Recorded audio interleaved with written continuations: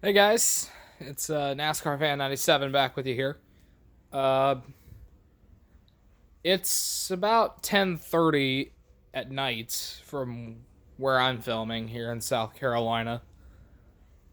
But as you all know by now, tomorrow is the NASCAR All-Star race from Bristol. I've been preparing for this all week. My family's going to be watching it together from my grandparents' house. In all actuality, that's one of the reasons why I was unable to do a proper reaction video on Sunday when Cole Custer won. I need to explain that. Apparently, I've been talking about our satellite troubles all throughout the year. Well, I believe FS1 has completely conked out on us. We can't be able to get a good reception from anywhere from FS1. It always keeps cutting out on us. So we had to watch the end of the race from my grandparents' house, which is actually next door to ours. So and I didn't want to disturb any of my family members, so that's the reason I initially didn't upload a reaction. But they told me after the race that I could. So I plan to get a lot of videos out for the All-Star race. I'm hoping if we can catch the entire All-Star Open, I may be able to film a finished reaction video for the Open as well as the All-Star race. So that'll be a good thing. But initially I wasn't going to upload any video on it, but with Cole Custer winning 4 wide at the white flag, I had to get something out there. So immediately when I got back home, I went on YouTube to find a good long clip of the finish to try to screen record my finished reaction. And I tried to recreate everything I said when I was initially reacting to it live. Sure, it's not the best quality in the world, but hey, I guess a bad quality video is better than no video at all, am I right? But with me getting clearance from the rest of my people saying that I can do videos like that at the house, that's a good thing. So hopefully we'll be in for a good race. Stages are going to be 55, 35, 35, and 15. 15 lap final stage, all green flag laps count. No caution laps. And I find it interesting that it's going to be at Bristol as well. Because it had to be moved out of Charlotte due to the ongoing COVID-19 case crisis. A lot of things going on in the world. COVID, the social movement put on by our heroes. I'm trying hard not to say something that I shouldn't. Because for me, as a Caucasian, I really don't know what to say. I respect their movement. I think it's a good thing. We need to show equality. I'm just trying to figure out what I can and can't say that'll avoid me from getting in any trouble. And I figured the best thing is to just keep my mouth shut. That way I don't tick off anybody. We had that, COVID, and earlier today, the U.S. government had been talking about banning TikTok. Some mixed reactions there. Some are for it, some are against it. Anyway, enough with government talk. I'm not a government channel, so enough of that. Let's get back to the All-Star race. I have a couple of hot takes on what I think is going to happen in the All-Star race.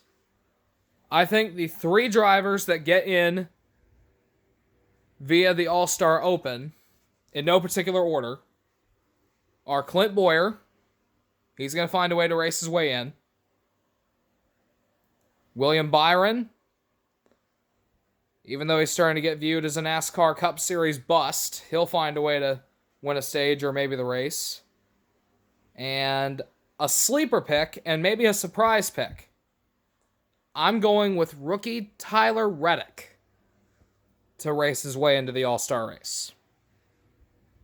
I think he's doing pretty well in the equipment that he's in that 8 car for Richard Childress, and I think he can find a way to make it into the All-Star race. I'm sorry, my breathing's being air bubbled.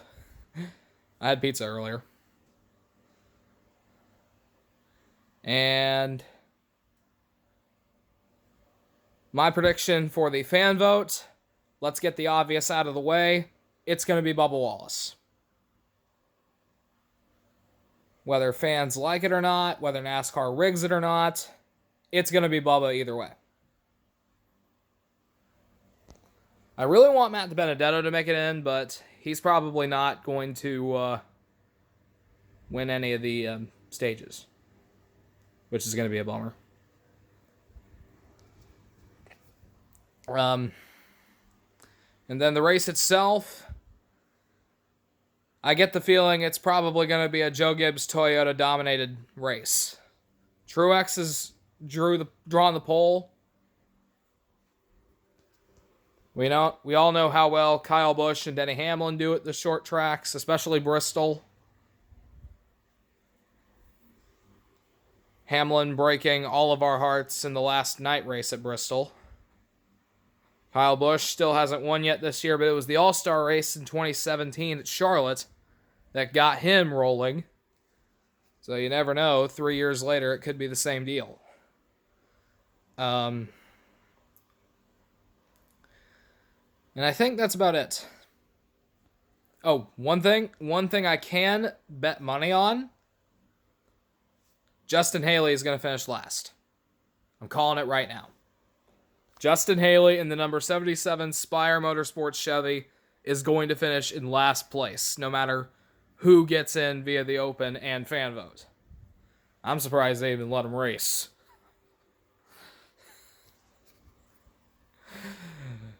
That Daytona win was just random. It came out of nowhere.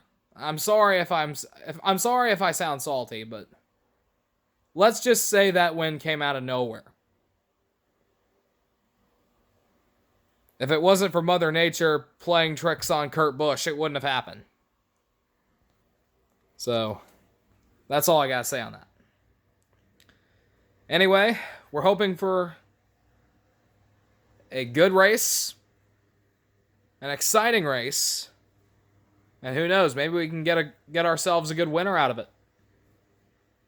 But I plan on getting lots of coverage out for you tomorrow night, or later tonight, whenever this thing gets released. First off, I gotta go to work at my volunteer job at McLeod Hospital. That takes me all the way up until 1 o'clock. So I'll have plenty of time to prepare my stuff, prepare my charge of my phone camera for whenever I head over to record. And I hope to see you guys there. So I guess that's it for this little update video. This is NASCAR Fan 97 telling you to stay safe, wear masks, and for some of you guys, especially in California, just stay home. Keep yourselves out of trouble. That way you can keep everybody else out of trouble. See you guys tomorrow night.